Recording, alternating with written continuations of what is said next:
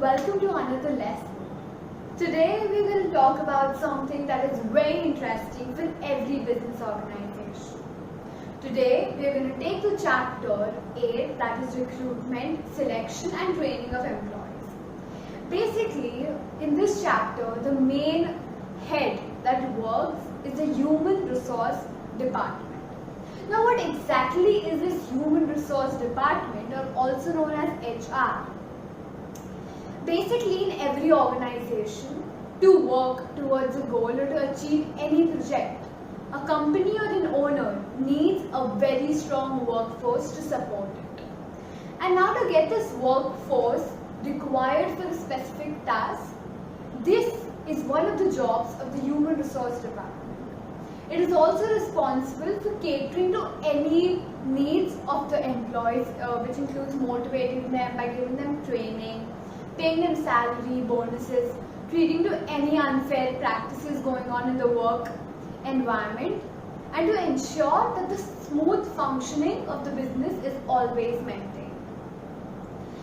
So the main two tasks of this human resource department that will be covered in this chapter are recruitment and employee selection. So let's start with what is recruitment. So recruitment is basically to identify the need that a business needs to employ a new worker or a new staff in the business. So a vacancy has arisen. Once you have identified that a vacancy is arisen in a new business, the process involves many other steps until when this vacancy is filled in the business. Now, why do businesses have to recruit? This happens majorly due to the three reasons. First, a completely new business has set up and hence it has to gather a workforce.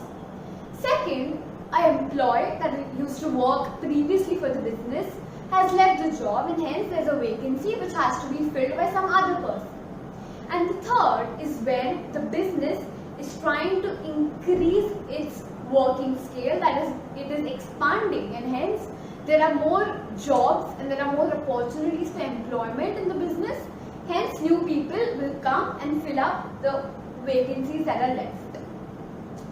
Now, there's a process that follows this process of recruitment. So first, there's a vacancy due to the reasons that we spoke about before. Now, once this vacancies arise, the human resource department has to think that what are the particular duties and the tasks that will be required by the new employee to carry out in this particular job that we are offering. And this process is known as job analysis. So now vacancies arise, the job analysis have been prepared. Next comes the step of preparing a job description, which is basically outlining all the tasks and duties that has to be carried out by the new employee. This description is given to any applicants who are willing to come and give their interviews and are willing to participate in this process of recruitment. So by giving them this description, what happens is they are mentally prepared about what is expected out of them in the job. And also, once an employee is employed in the job and has started to work, many arguments can be avoided due to this job description, because then people know what work are they supposed to do and what work is not under their department. And hence, the functioning of the business will be more organized. The third step that comes is preparing the job specification. Now, this job specification is basically prepared to give out the details of the characteristics, the personal characteristics or any other qualities of behavior that is required in a particular employee for a particular job.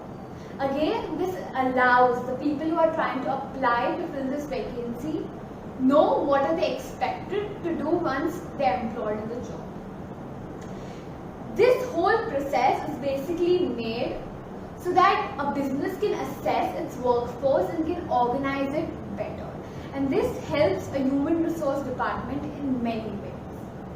Now when we spoke about job analysis, job specification, job description, let me tell you that all of these three things are a part of the process that we call employee selection.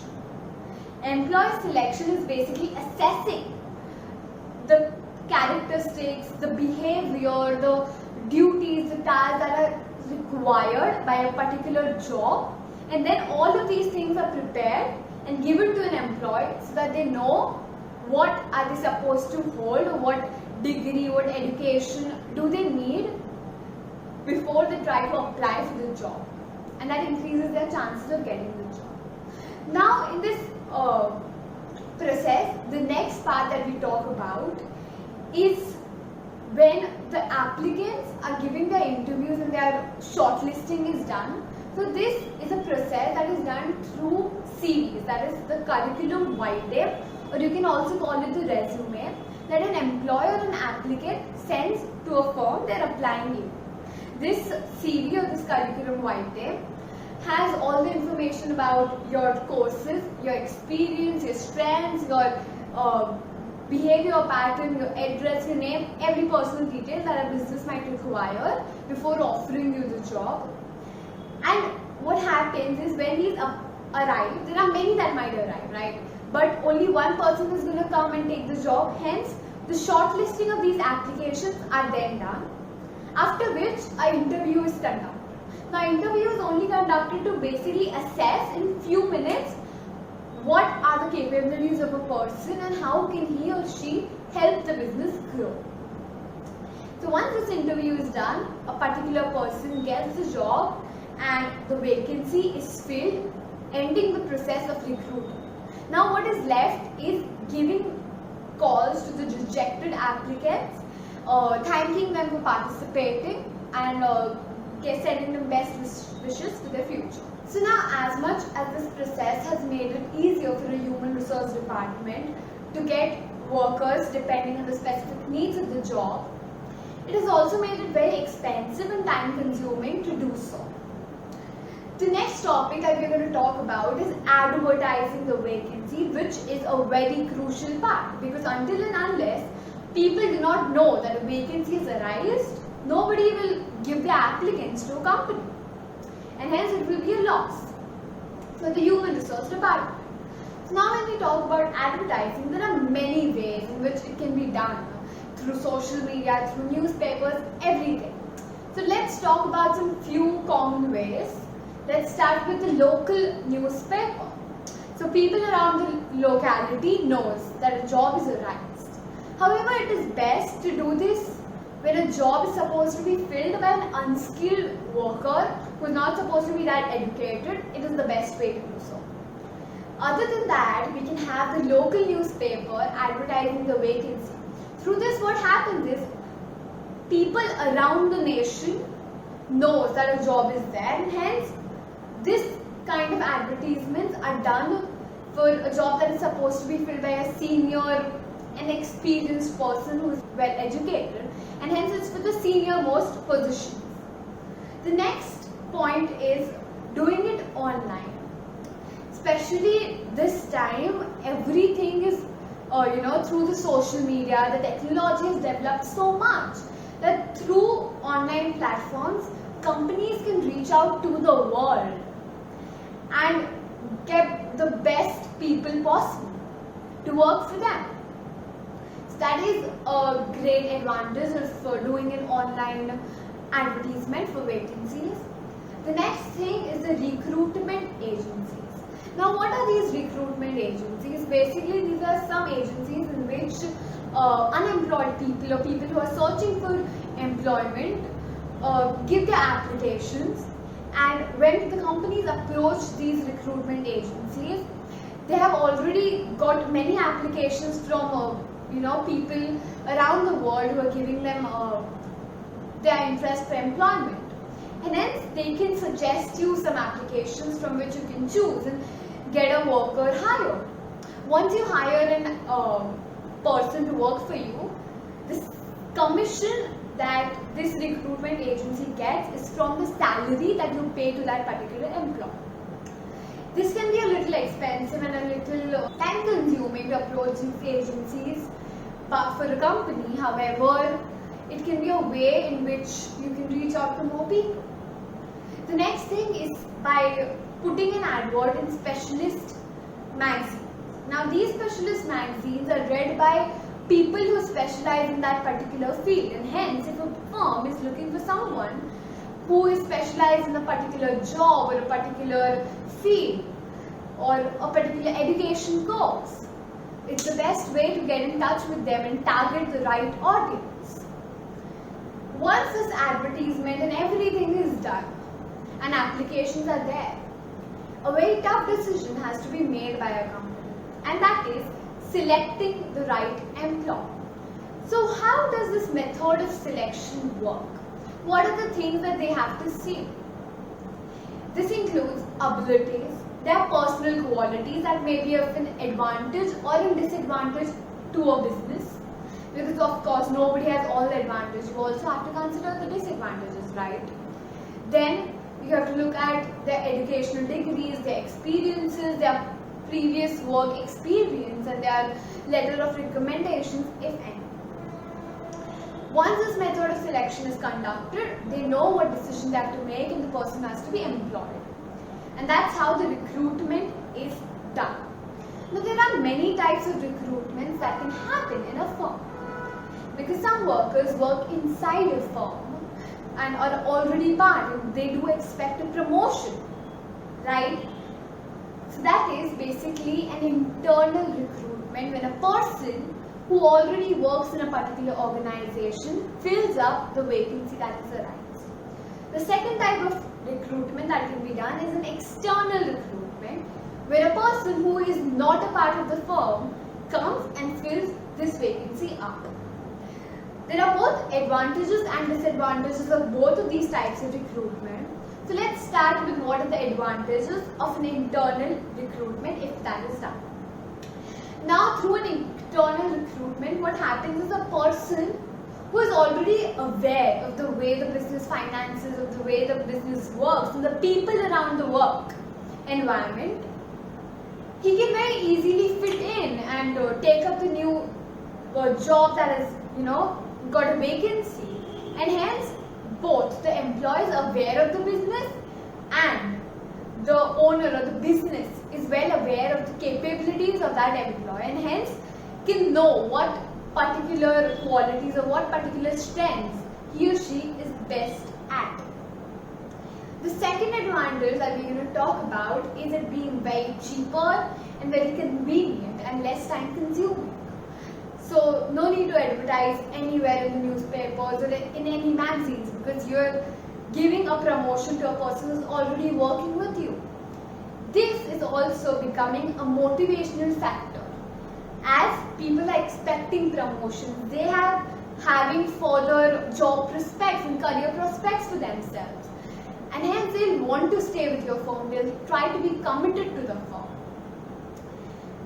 However, talking about the disadvantages now, because of internal recruitment, it is also possible that jealousy is created between the colleagues, because once one is promoted, the other might feel, why aren't they given the promotion, and might want it too. It might become too competitive.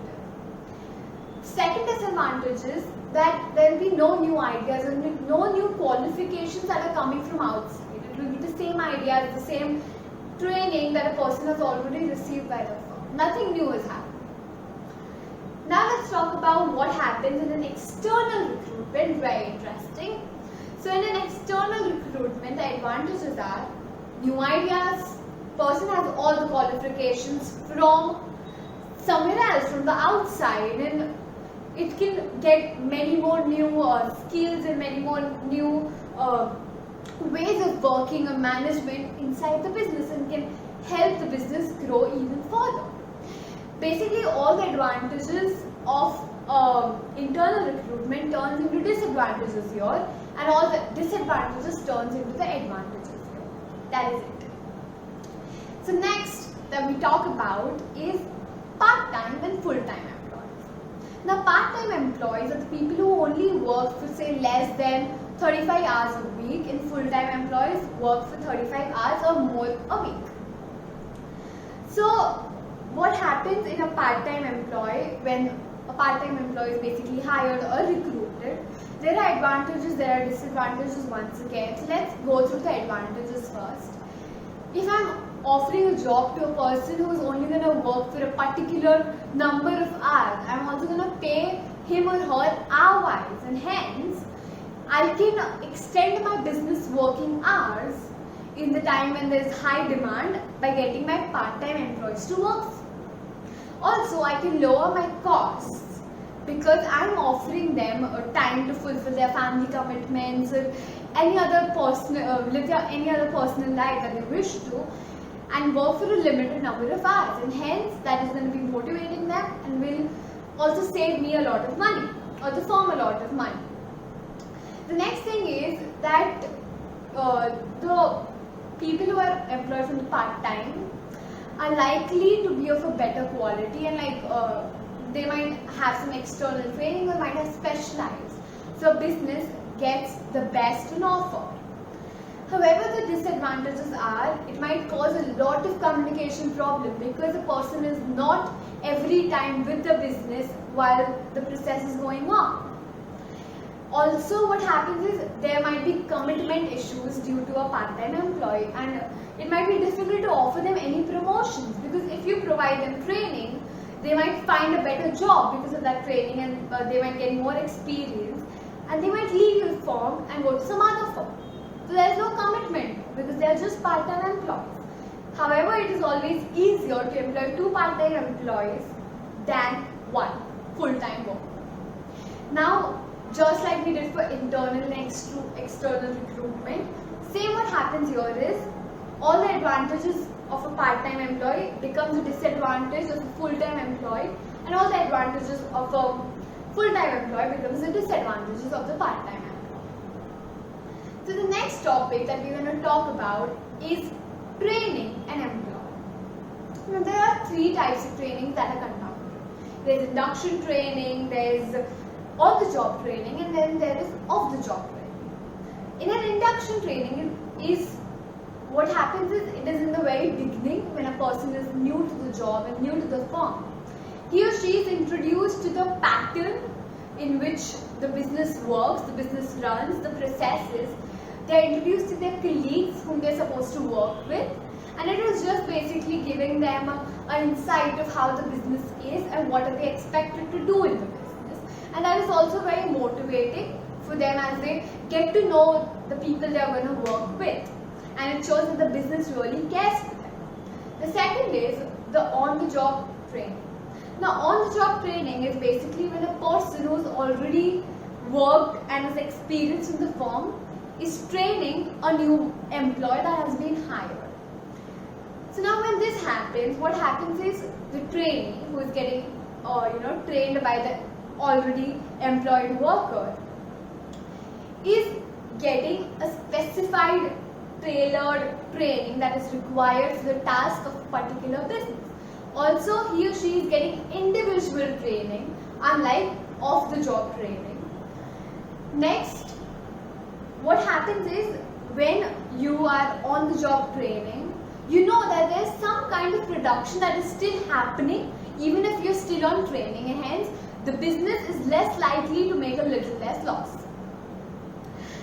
And all of these are basically the advantages of on-the-job training. The disadvantages here is that the trainee might have some bad habits like smoking, drinking alcohol, which might be passed to the person who has been employed or the new person who is going to fill up the job, and that might be a disadvantage to the business. The second disadvantage is the trainer might lose his working time in the business, and hence the production will have a backlash. Third thing that we're going to talk about is off-the-job training. Now this is basically going out of the working space or out of the firm and getting trained by an expert. Now as I say getting trained by an expert, what I mean is you get to learn a variety of different skills, you can multitask and get all the updated knowledge about the new techniques of work in a business. And that can help gain a lot of qualifications and certificates from outside for an employee working in the firm, unlike in on-the-job training. However, what the disadvantage here is it might be expensive to get someone else going outside for training, because you have to pay them. Also, transportation costs and everything will be included and will be paid by the firm for the employee. Second, the production time may be lost unless the session of the training is after the working hours. Now that will depend on the way the company decides to offer the training courses. Till now we have been talking about, how to increase the workforce, how to get recruitments done and how to train people. Now we're going to talk about reducing or cutting down the size of our workforce. Now this has to be done when first the demand of a product is getting low. So you have to reduce your labor costs and hence you have to get your workers removed from their job and out of the firm. Second is when the company is closing down. And third happens when automation, or you can say capitalization, replaces the workers. There's more technology that is advanced, there's more machinery that is taking the production process and hence are reducing the job that has to be done by the labor. Now there are two ways in which this aim can be achieved of reducing the workforce. One is dismissal. So dismissal is basically regarding to a worker not working according to the contract of employment. Now this contract of employment is basically a document that every worker has, in which everything that is expected of them to do at work is mentioned, and if they do not work according to it, the company or the owner has the right to get them out of the work and resign them and fire them. The second is redundancy. Now redundancy is not because of any fault of an employee or him not working according to the contract of employment. Instead, it is because a firm or an owner does not want that particular job anymore, and hence there has to be a cut down that has to be done in that particular job, so the worker has to be fired. And when this redundancy happens, there is some amount of concession that the firm will have to pay to the redundant employee as a gesture, because the work has been taken from them, not because of their any fault that they have done in the production process. Now there are many situations where there is discrimination and unfair dismissal that happens in a company. Like we spoke, the human resource department is supposed to cater to all the needs of an employee. So it has to even look into these matters of discrimination. Now whenever this illegal or this unhealthy practice happens in a work environment, the workers have a right to go to the industrial tribunal where these cases are settled and justice is given to the workers. So to prevent any discrimination issues, a company has to be very careful even when it's advertising for its vacancy or its products. It cannot give any sign or it cannot specify any gender there or any caste or any race. It has to be very careful with the words that it is choosing for advertising its products or vacancies. Now there are also some health and safety rules that the the company has to follow while people are working. This includes giving them safety kits, giving them uniforms and protecting them from any dangerous machineries. Because if they fail to do so and if an employee is injured, they will not only have absent days at work, but also the company will have to pay some amount for the injury that has been caused to the worker during the working hours in the business. This might be expensive for the business to arrange for everything and give them safety instructions, and it might be time consuming as well. However, it will ensure that employees are safe, they are motivated, and the days when they are absent are less because of any injuries. The third thing that we're going to talk about is the legal minimum wage. Now this is a minimum wage or a minimum amount that a government sets for every business, and they have to pay their labor at least that minimum amount.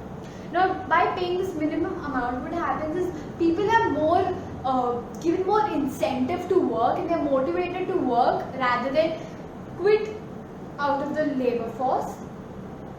Also, it can protect them from any exploitation during the working time, and it ensures that they are given some money at least to fulfill their basic needs, and it's a step to get them out of poverty.